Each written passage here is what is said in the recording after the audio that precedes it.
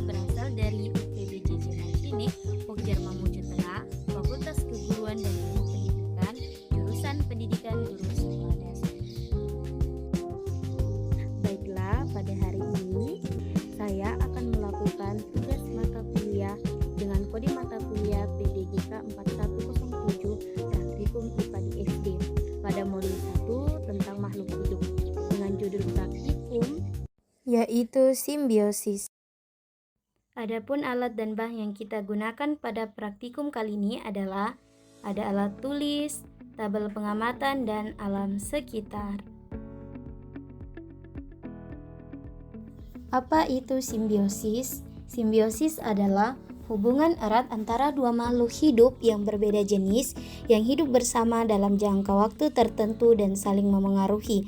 Secara umum, simbiosis dibagi menjadi beberapa jenis, yaitu yang pertama simbiosis mutualisme, yang kedua simbiosis komensalisme, dan yang ketiga adalah simbiosis parasitisme. Yang pertama yaitu simbiosis mutualisme.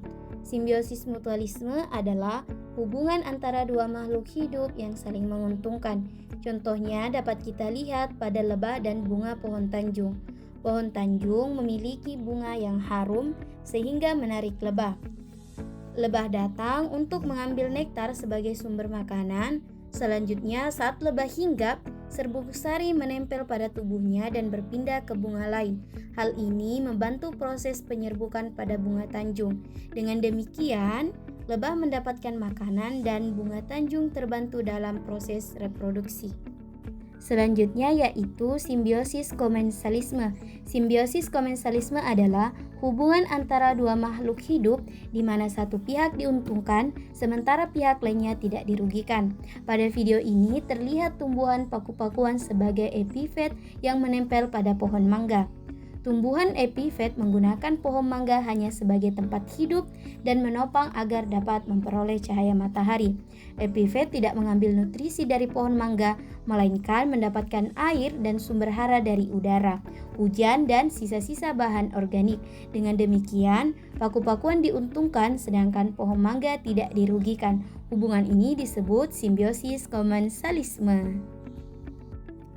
Selanjutnya yaitu simbiosis parasitisme.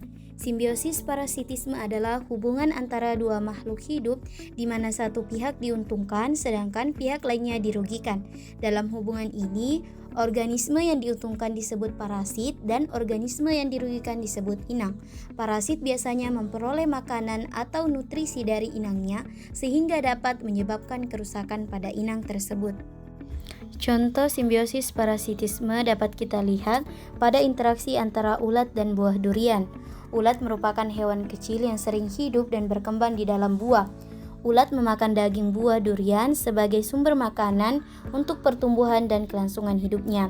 Sementara itu, buah durian menjadi inang mengalami kerugian, bagian dalam buah menjadi rusak, kualitas buah menurun, bahkan dapat menyebabkan buah menjadi busuk dan tidak layak untuk dikonsumsi.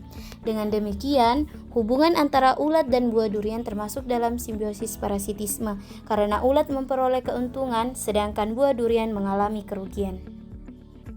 Dari praktikum hari ini dapat disimpulkan bahwa simbiosis merupakan hubungan antara dua makhluk hidup yang memiliki dampak berbeda-beda. Simbiosis yang pertama yaitu simbiosis mutualisme adalah hubungan yang saling menguntungkan bagi kedua pihak. Selanjutnya yaitu simbiosis komensalisme adalah hubungan di mana satu pihak diuntungkan sedangkan pihak lainnya tidak dirugikan. Dan yang terakhir adalah simbiosis parasitisme adalah hubungan di mana satu pihak diuntungkan sementara pihak lainnya dirugikan.